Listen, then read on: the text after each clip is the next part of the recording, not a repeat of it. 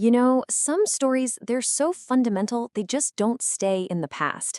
They echo centuries later, showing up in places you least expect, like in a modern anime. And today, we're going to explore one of those echoes. It's a kind of prophecy, really, one that links one of the most tragic heroes in recent fiction all the way back to the dawn of Japanese mythology. So let's start with a question.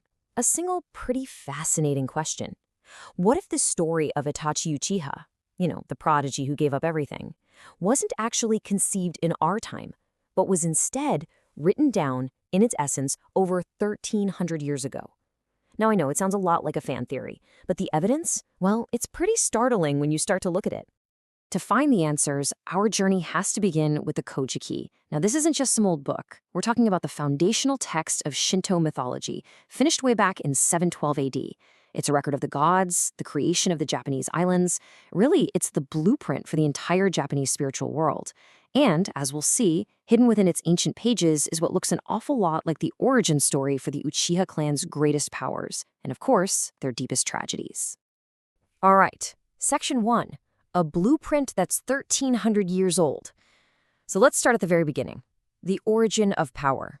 How do the Uchiha actually get their most incredible abilities? Well, the answer seems to lie in a very ancient ritual, one that's born from just unimaginable grief. The key concept here is something called misogi. Now, in the myth, the god Izanami goes down into the underworld to bring back his wife.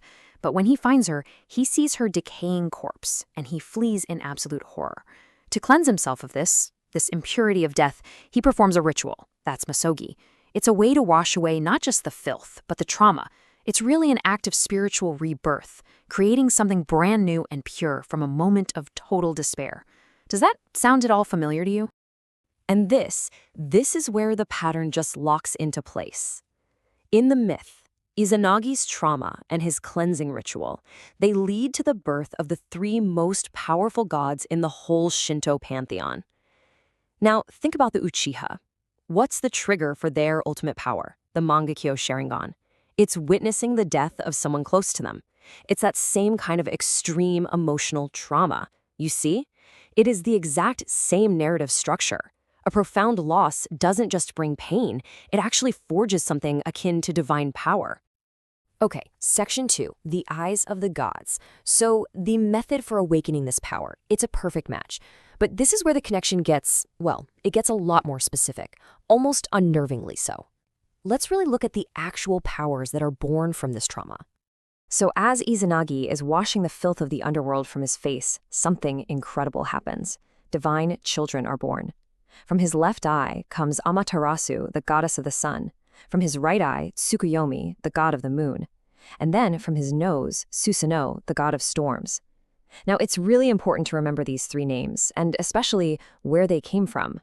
Let's take that first god, the one born from the left eye, Amaterasu, the great sun goddess, the ruler of the heavens. In the world of Naruto, of course, that name is tied to one of the most destructive powers you can imagine, those black flames that can never be extinguished. And here is the heart of it. This cannot be a coincidence. The power born from Izanagi's left eye in the myth is Amaterasu. The power from his right eye is Tsukuyomi. And what does Itachi Uchiha's Mangekyo Sharingan give him? Amaterasu from one eye and Tsukuyomi from the other. We're not just talking about a clever little nod or an homage here. This is a direct one-for-one mapping of a 1,300-year-old creation myth directly onto the abilities of a single character. So, Section 3, a hero's sacred arms. Because this echo, this prophecy, it doesn't just stop with the eyes. Remember that third god, Susanoo? Well, he brings with him an entire mythological battle, one that gets replayed, almost move for move, in the anime.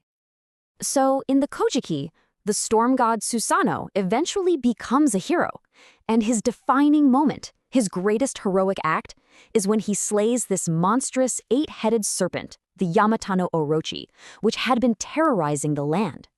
And he accomplishes this with a very specific, legendary sword.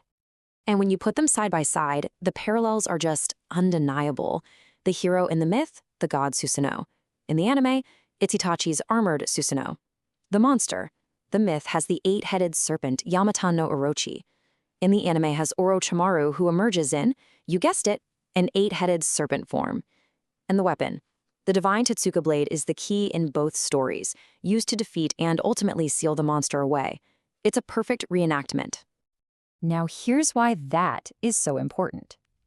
You see, other Uchihas can use Susanoo, but it's only Itachi's that comes armed with these specific sacred treasures from the myths, the Totsuka blade and the Yata mirror.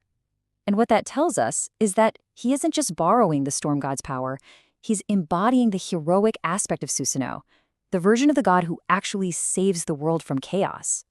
So, Section 4, the echo in time. Where does all of this leave us? We have this powerful origin story, these godlike powers tied to specific parts of the face, and a legendary battle reenacted in stunning detail. So what does it all really mean? When you look at the whole picture, these can't just be explained away as clever Easter eggs for people who know the mythology. What we're seeing are deep, recurring patterns that are embedded in Japanese storytelling. The tale of power that comes from loss, the duality of the sun and the moon, the hero who slays the great serpent. These are ancient cultural memories. They're foundational stories that just seem to bubble up to the surface again and again, finding new life in modern forms of art. And it really makes you wonder, doesn't it? I mean, if a story this ancient, this specific, can be mirrored so perfectly in a modern piece of fiction, what other myths, what other ancient prophecies might be hiding in plain sight in all the stories we love and consume every single day? What blueprints are we looking at without ever even realizing they're there?